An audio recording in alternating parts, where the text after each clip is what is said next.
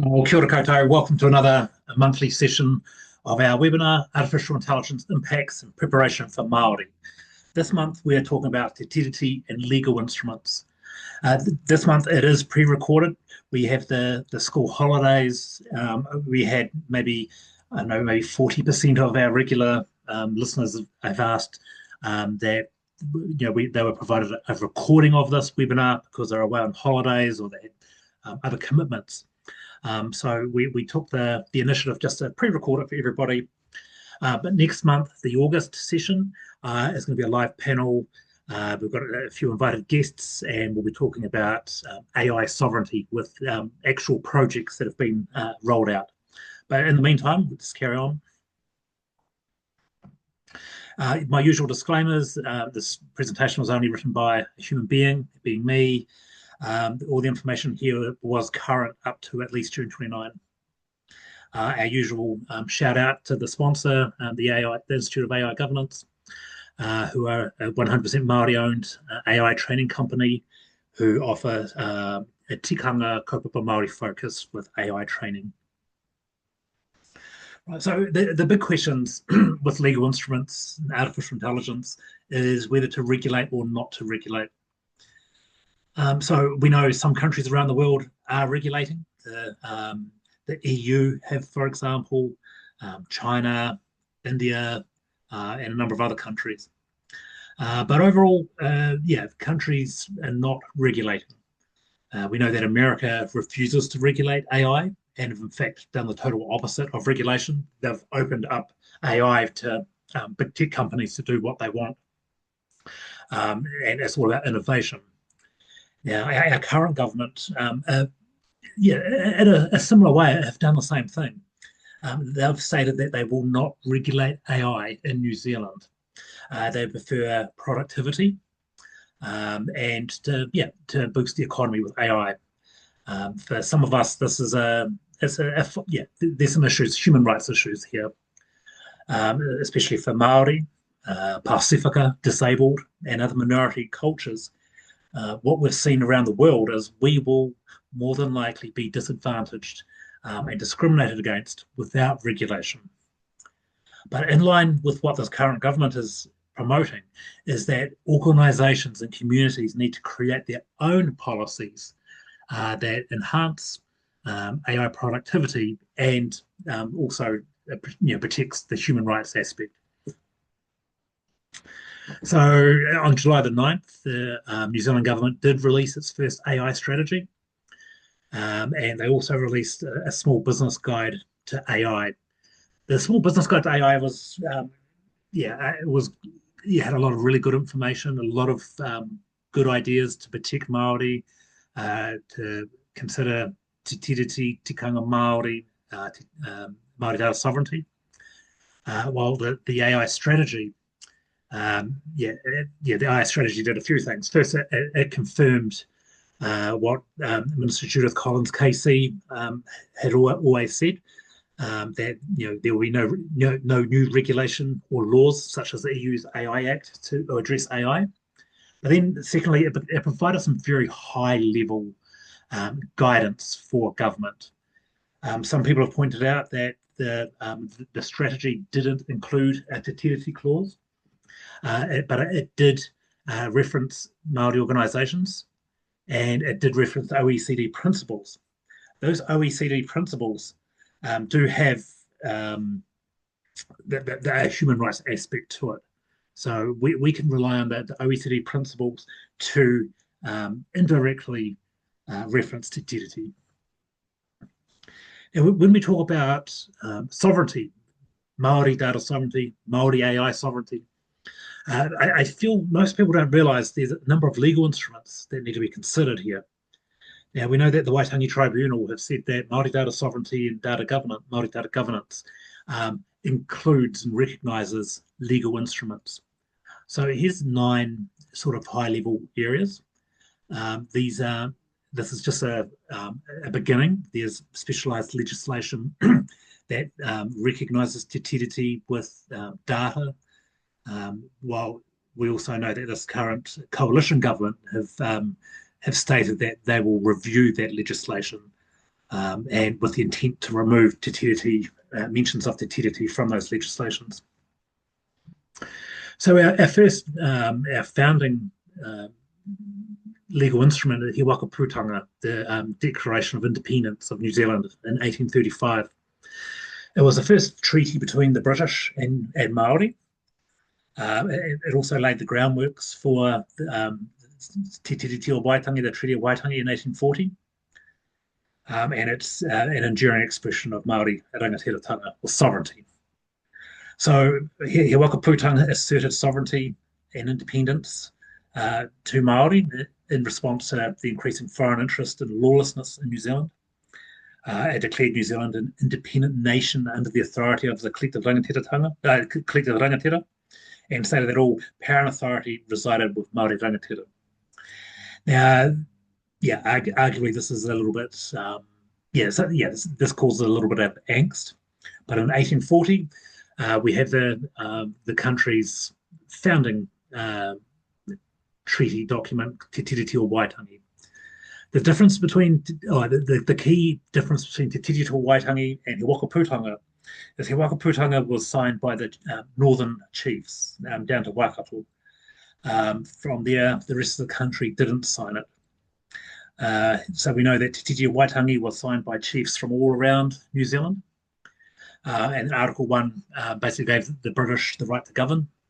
Article 2 gave Māori a rangatiratanga.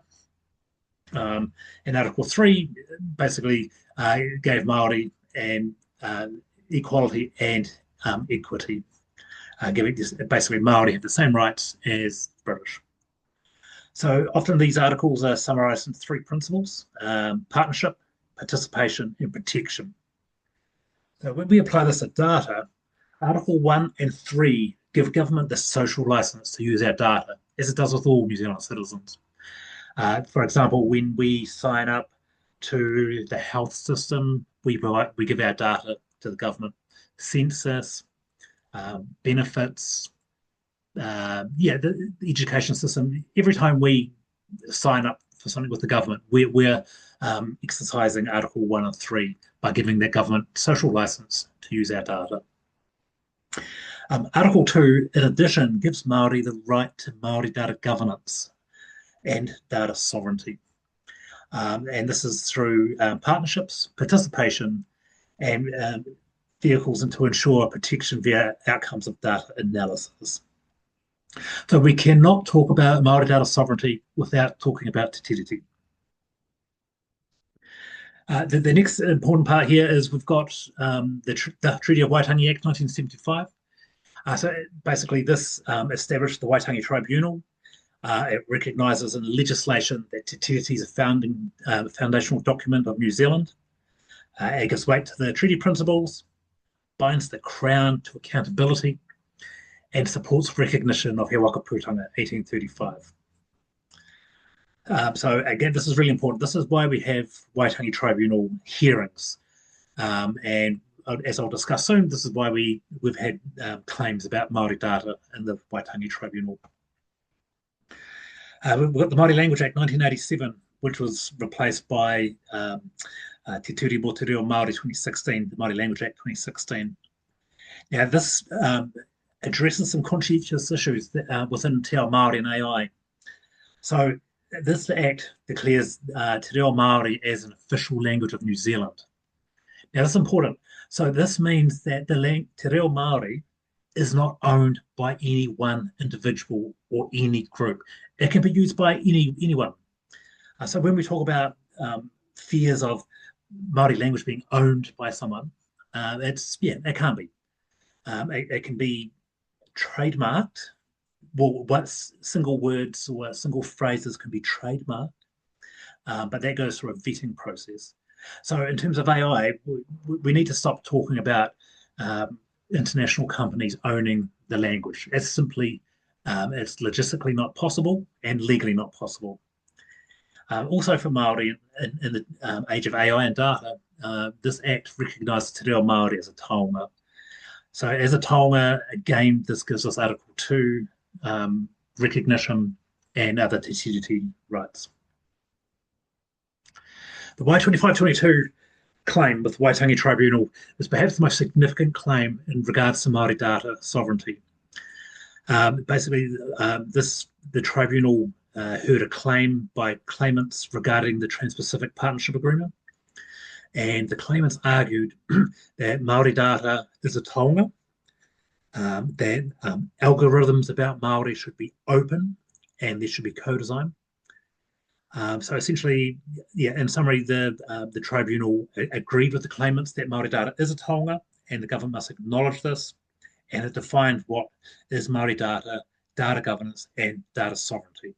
This is the first time we've had a legal authority state what Māori data sovereignty is.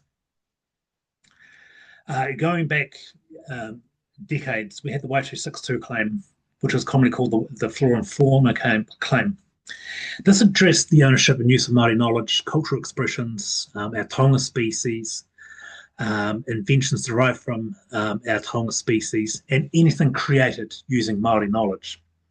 So when we talk about using AI and data, we need to consider the Y262 claimants and the Y262 claim.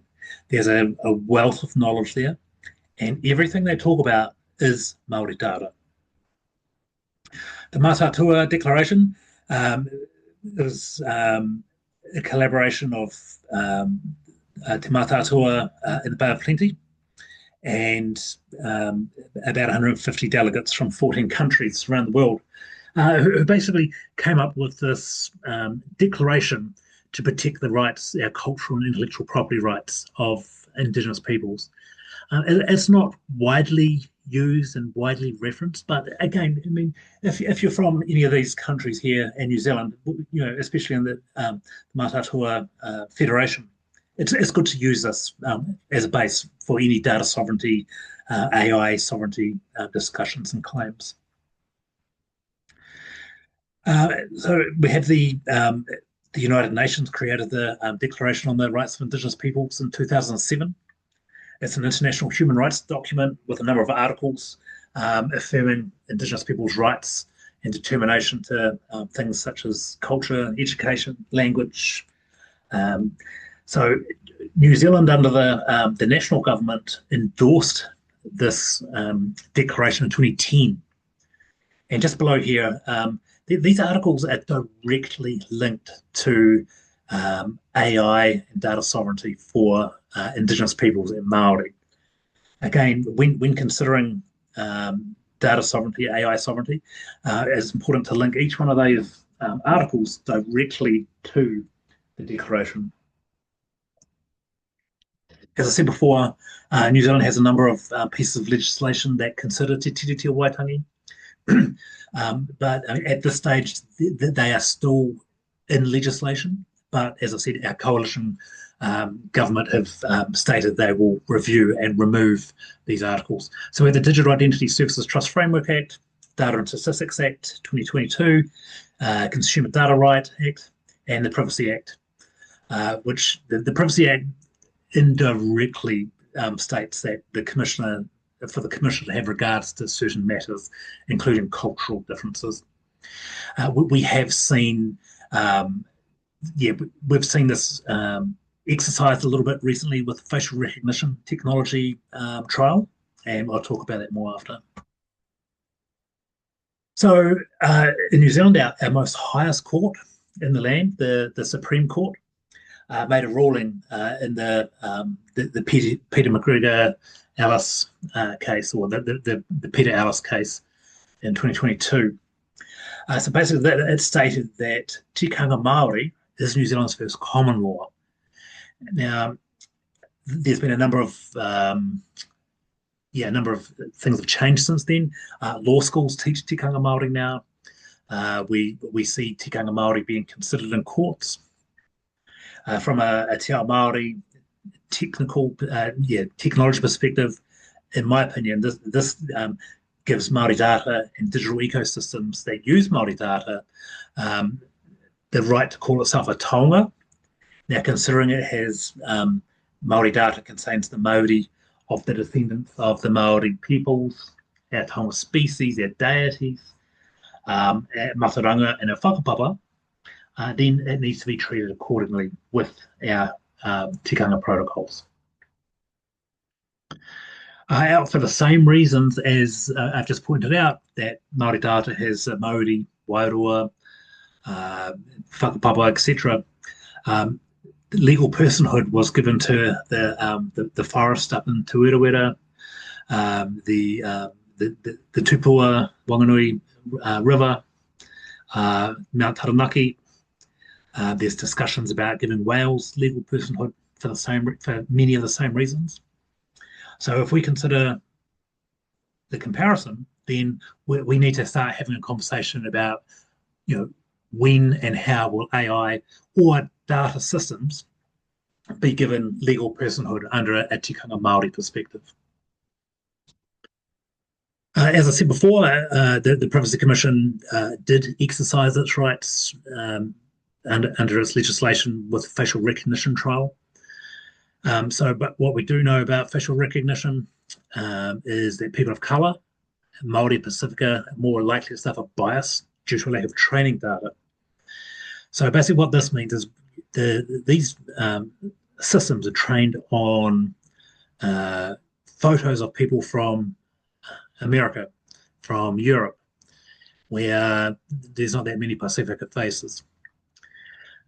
We know that in the early days, facial recognition systems identified people of color as apes, gorillas, monkeys, or simply didn't even see them.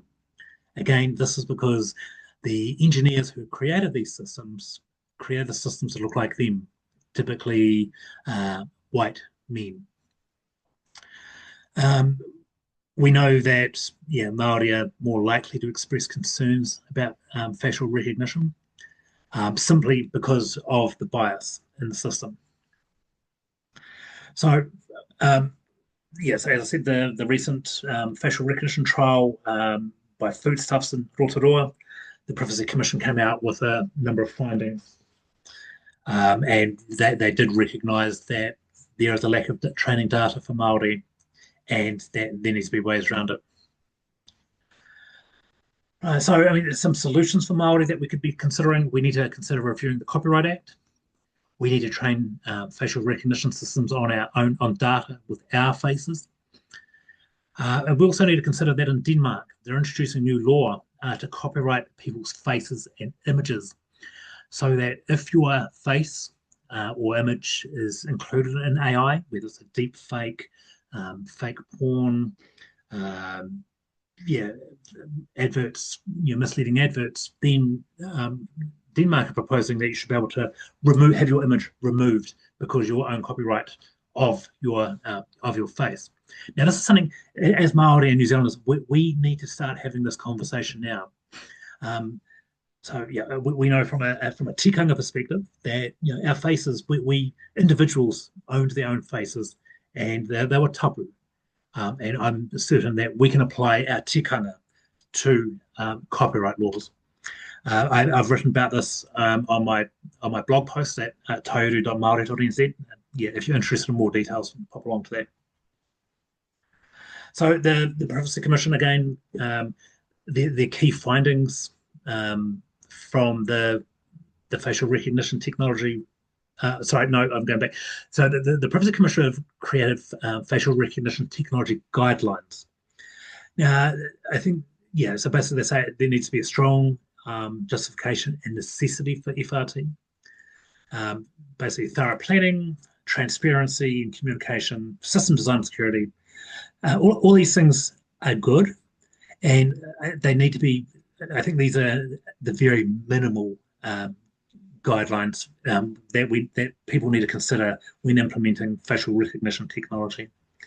Whether we like it or not, we've got facial recognition technology in New Zealand, but again, it's up to us to implement and practice the OECD principles that are in the government's AI strategy, and to use principles like this and add to them.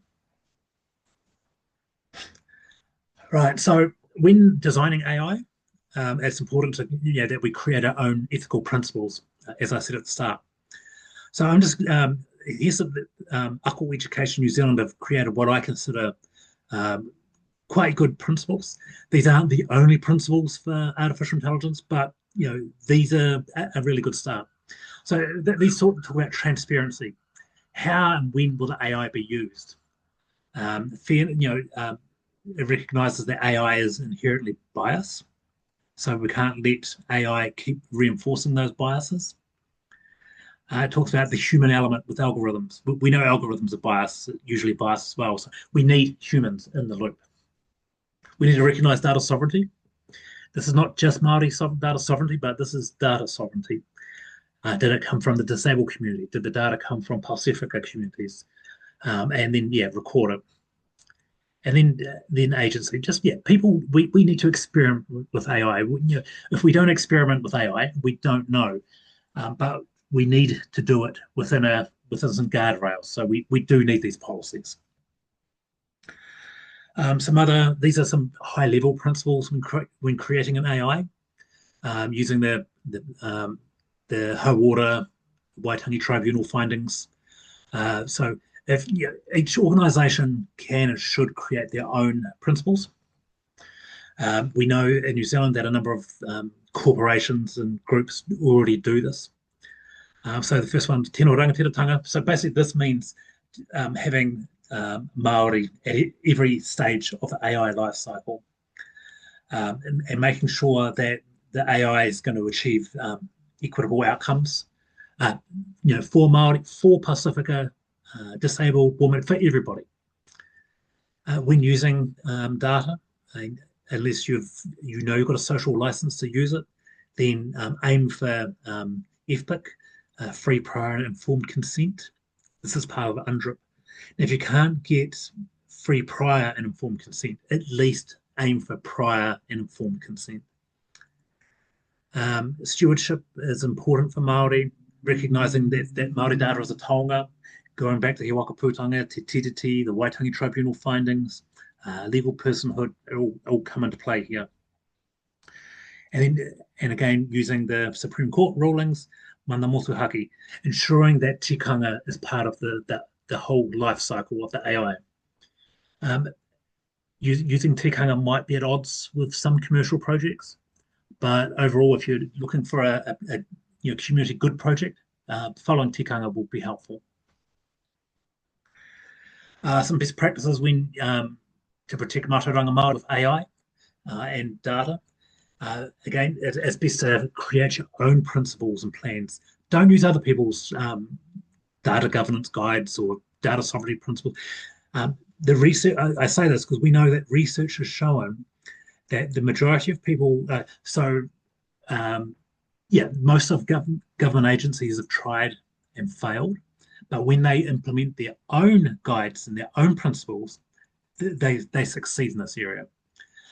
We also know that it's important to use existing data governance frameworks and then add Māori governance guides to that. It's important that to treat data like a taonga, and don't treat it differently than a physical object. You might have a pounamu in your hand. That should be treated the same way as the data in your systems. And then to just look at your strategies and internal documents about your organisation's tikanga, and apply those tikanga to your Māori data and AI principles and policies and strategies. So that's the end of this. We'll be live next month, so I look forward to seeing you all then. Okay, ngā mihi.